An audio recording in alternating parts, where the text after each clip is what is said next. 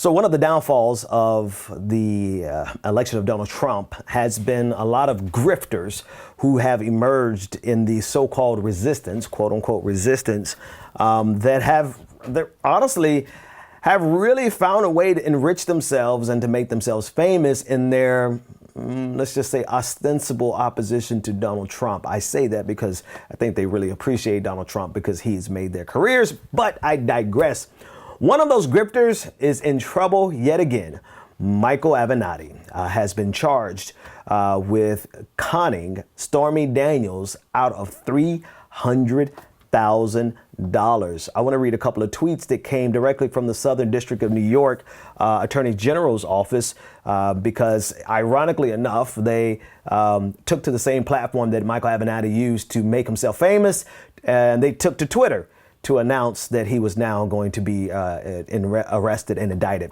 Quote, U.S. Attorney announces indictment of Michael Avenatti for aggravated identity theft, engaging in a scheme to defraud a former client. USA Berman, Michael Avenatti abused and violated the core duty of an attorney, the duty to his client. As alleged, he used his position to steal of trust to steal an advance on the client's book deal.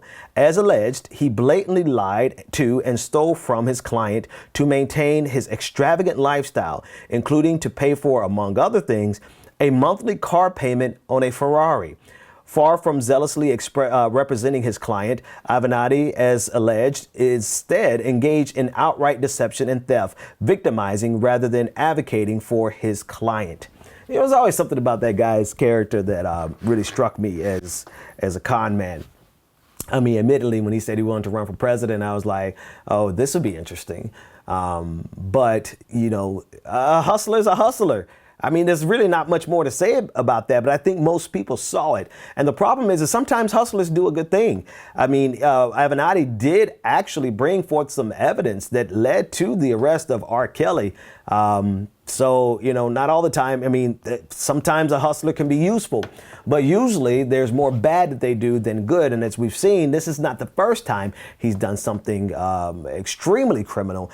There's an amazing piece in Vanity, vanityfair.com, that really gives the background into the last trouble that Avenatti got into using his power and his influence, his followers on Twitter. I mean, Twitter followers is a really powerful thing, especially when you're taking on the president of the United States. He has nearly 1 million followers on Twitter, and he used pressure from his Twitter presence and his ability to wrangle media to basically extort Nike and attempted to extort them out of $22.5 million for him to, quote, give them full confidentiality and ride off into the sunset.